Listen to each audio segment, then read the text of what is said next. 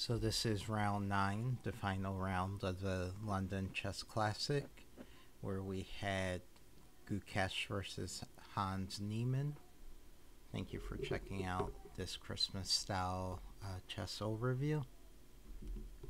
So the game opened with e4, e5, knight f3, knight c6, bishop c4, bishop c5, d3, knight f6, castles, d6. So just standard moves playing for central control, developing pieces. c3, a6, a4, bishop a7, keeping that bishop on a long diagonal pointing towards white's king.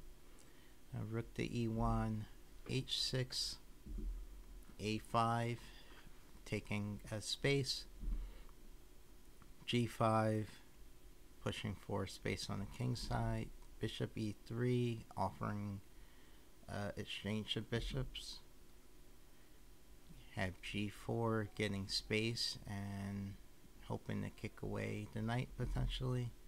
So knight f to d2, then we have bishop captures e3, pawn captures. Instead of capturing with the rook, but now you have 4 pawns in the center, and it looks like Gukesh has a slight advantage at this point. A knight to h7, rook f1 is considered an inaccuracy. h5, really pushing with that kingside attack without having castled at this point.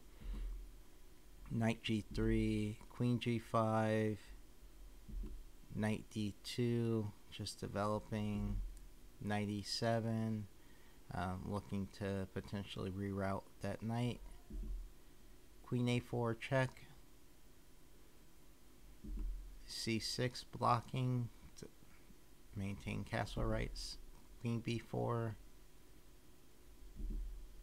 h4 really attacking, knight to f5, bishop captures, pawn captures, so undoubling the pawn. Right now the eval bar shows it's completely even.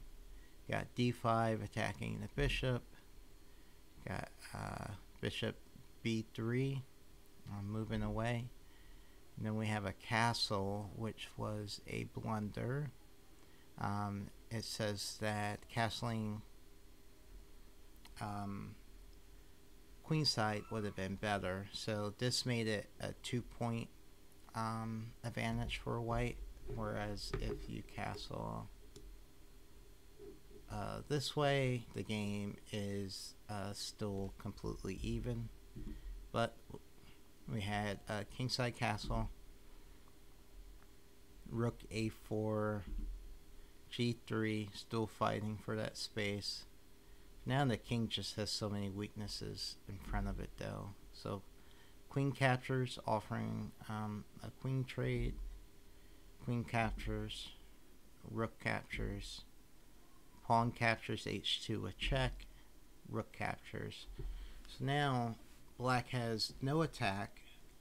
The 2 rooks are connected, but they are not controlling any files, and white king is really safe.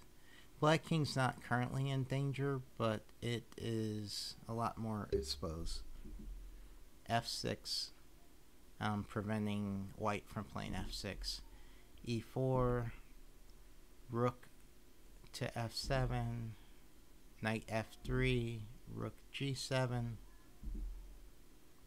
d4, e captures d4, knight captures d4, knight to g5, e captures d5, knight captures d5. So trading down, but at this point white has a almost 4-point advantage. Rook to h6, perhaps looking to play rook to e6 on the next move to double up. King f7 to kind of prevent that, but it doesn't really. King f1 sidestepping, rook a to g8 to double up and try to get an attack going. c4 attacking the knight, knight back to c7, c5 with a discovery check, but the knight just blocks. So no winning of an exchange there, but the bishop captures with checks. Maybe to disrupt black's pawn structure. They have one less threat from black. Got c captures, and then knight to e6. And at this point of the game, Hans had 34 minutes and Gukesh had 9, and it was in this position that Gukesh resigned the game. At this point, severe disadvantage, no real counterattack, and with that rook being attacked, the knight is defended. This rook can't come here because it would it will either get captured by the pawn with check or with the rook, and then you lose both rooks. And the rook can't. I guess the rook can go there, and then you have you're trading down that rook. So let's see, if rook goes here, it's still about the same advantage, but there's probably an in-between move like this, because you're forcing, yeah, so now you either take with the pawn or the rook. Take with the pawn, then you still get rook captured, and it's just not a good position. So let's check out and see who won this tournament. So let's check it out.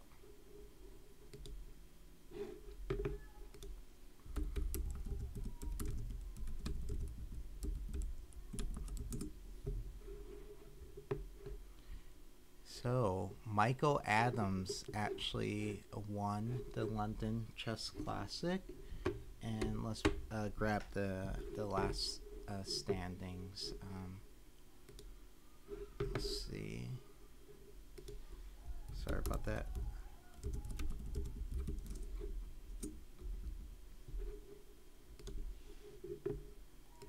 We have, let's see.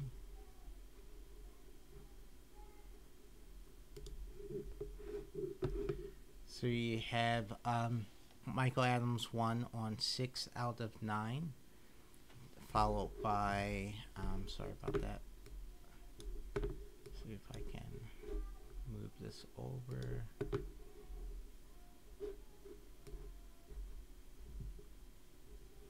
Oh, sorry. Well, sorry about that. So Michael Adams first place was 6, then Amin Tepa with 5.5. Gukesh finish on 5. So if he had won, he would have been tied for first, and then maybe either tie breaks or points. And then Hans with the win, finish on 4.5. So very tight tournament.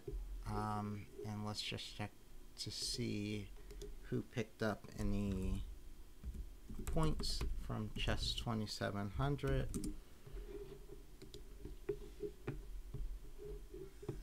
So right now we still have Magnus at the top with 2830, Fabi 2804, Nakamura, and let's see, if we go to juniors, we can see where, sorry for the ads,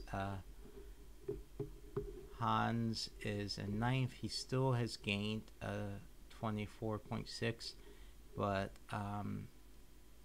he is not going to quite be at 2700. Alireza is still holding the top junior spot, but Prague is really catching up. And then there's a bit of barely a gap. So him and Vincent are right there. So yeah, thanks for checking out this video. Let me know what you think about the the chess setup, and you know, let me know if you want me to cover any other videos in the future. Thank you.